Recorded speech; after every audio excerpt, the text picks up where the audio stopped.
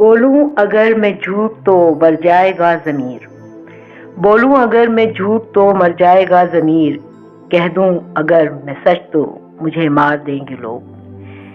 جی ہاں سامعین کرام، آل انڈیا مسلم اسٹوڈنٹس فیڈریشن کے 15 نومبر 1942 کے منعقدہ اجلاس میں بانی پاکستان قائد اعظم محمد علی جناح نے وہ بصیرت افروز اور چشم کشا خطاب کیا جس کی ضیاباری سے آج بھی تاریخ پاکستان یعنی پاکستان کی ہسٹری روشن ہے۔ قائد اعظم نے کس جرأت مندانہ طریقے سے فرمایا کہ مجھ سے اکثر پوچھا جاتا ہے کہ پاکستان کا طرز حکومت کیا ہوگا۔ پاکستان کے طرز حکومت کا تعین کرنے والا میں کون ہوتا ہوں؟ مسلمانوں کا طرز حکومت آج سے 1300 سال قبل قرآن کریم نے وضاحت کے ساتھ بیان کر دیا تھا۔ الحمدللہ قرآن مجید ہماری رہنمائی کے لیے موجود ہے اور قیامت تک موجود رہے گا۔ جی ہاں سامعین، قائد اعظم کا یہ اور ایسے بہت سے فرمودات جو ان کی فقید المثال شخصیت اور ان کے کاموں کی طرح اپنی مثال آپ ہیں۔ آج گھر کا ریڈیو نے یوم قائد کے اس خصوصی پروگرام میں ان سے کیے گئے سوالات کے جوابات ان کے اقوال پر مبنی ہیں، جو کہ خصوصی انٹرویو کی شکل میں آپ کے لیے تیار کیا گیا ہے، جسے پیش کر رہے ہیں ہمارے چینل کے محترم شریک سید ثاقب علی شاہ اور غوثیہ فاطمہ۔ آئیے سنتے ہیں۔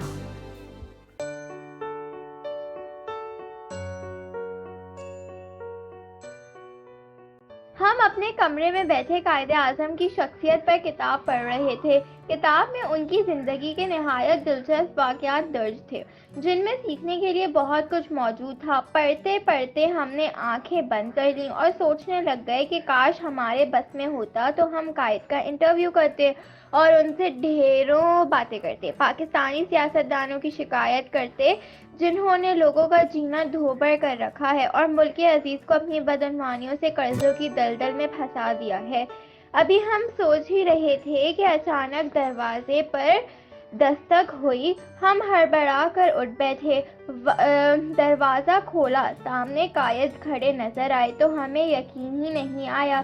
بازو میں چٹکی بھری تو یقین آیا۔ اس سے پہلے کہ ہم ان سے کچھ عرض کرتے، انہوں نے زیر تبسم فرمایا، مجھے معلوم ہے تم میرے انٹرویو کے خواہش مند ہو۔ تمہاری خواہش کے احترام میں خود یہاں چلا آیا ہوں۔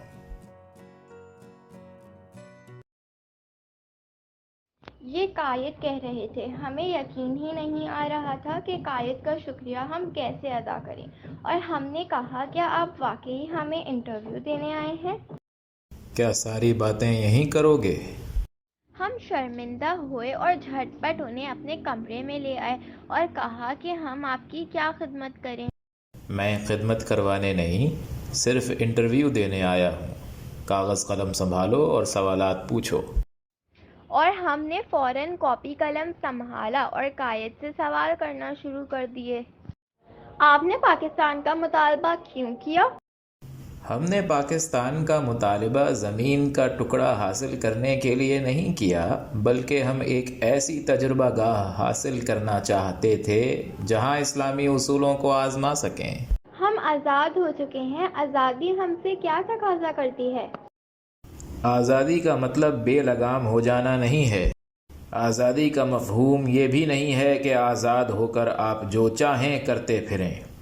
آپ پر بڑی ذمہ داری ہے اور اب پہلے سے کہیں زیادہ ضروری ہے کہ آپ ایک متحد قوم کے طور پر نظم و ضبط کے ساتھ کام کریں۔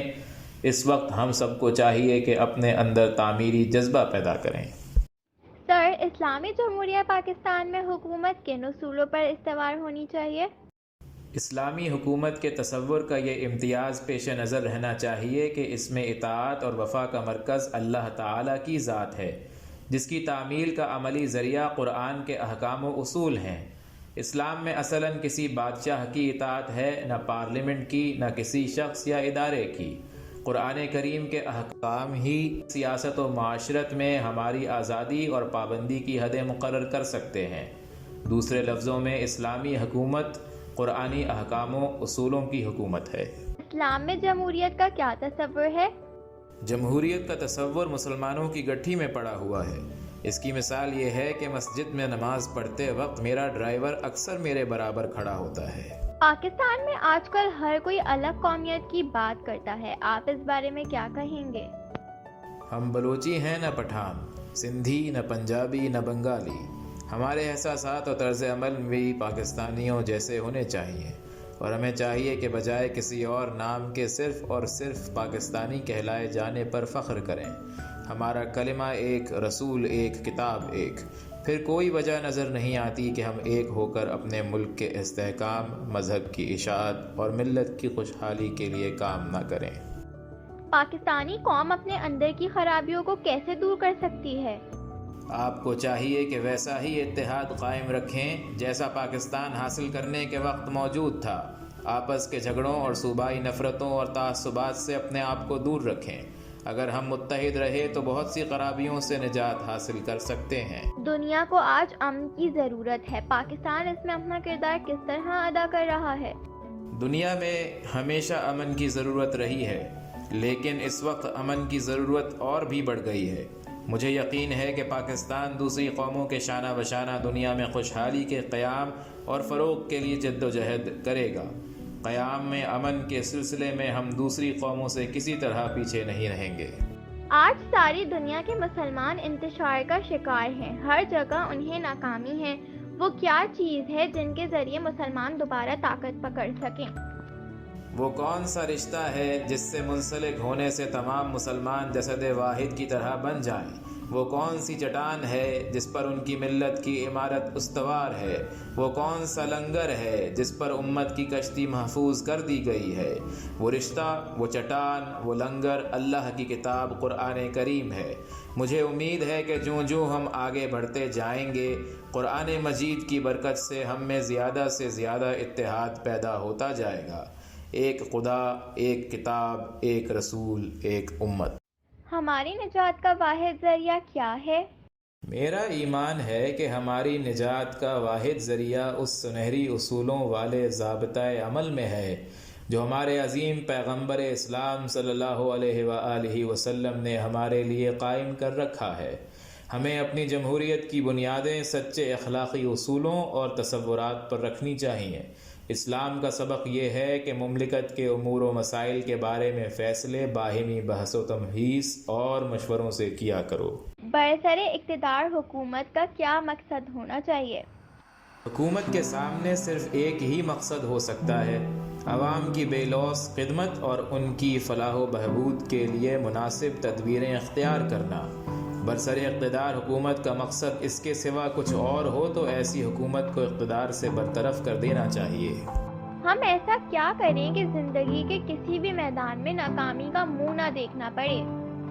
نبی کریم صلی اللہ علیہ وآلہ وسلم کی عزت و تکریم کروڑوں عام انسان ہی نہیں کرتے، بلکہ دنیا کی تمام عظیم شخصیات آپ صلی اللہ علیہ وآلہ وسلم کے سامنے سر جھکاتی ہیں۔ وہ عظیم مصلح تھے، عظیم رہنما تھے، عظیم قانون داں تھے، عظیم سیاست داں تھے اور عظیم حکمراں تھے۔ ہم ان کی تعلیمات پر عمل کرتے رہے تو کسی میدان میں بھی کبھی ناکامی نہیں ہوگی۔ ہم اپنے کشمیری بھائیوں کو بھارت کے ظلم و ستم سے کیسے نجات دلا سکتے ہیں؟ کشمیر پاکستان کی شہرگ ہے اور کوئی خوددار قوم یا ملک ہی برداشت نہیں کر سکتا کہ اس کی شہرگ پر دشمن کا قبضہ ہو۔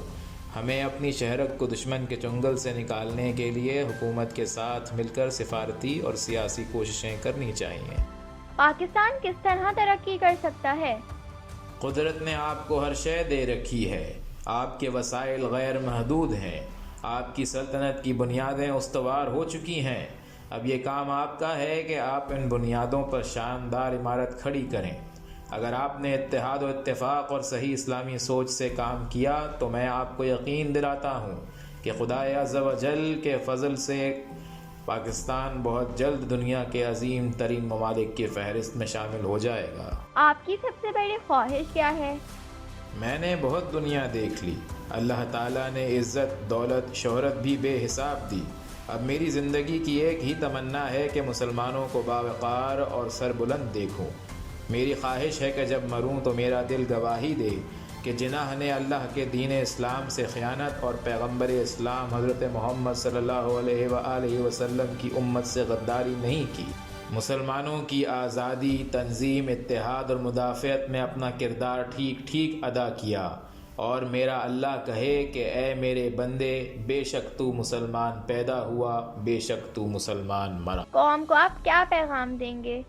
میرا پیغام جس شخص تک بھی پہنچے وہ عہد کر لے کہ ضرورت پڑنے پر وہ پاکستان کو اسلام کی پشت پناہ اور دنیا کی عظیم ترین قوم بنانے کے لیے اپنا سب کچھ قربان کر دے گا۔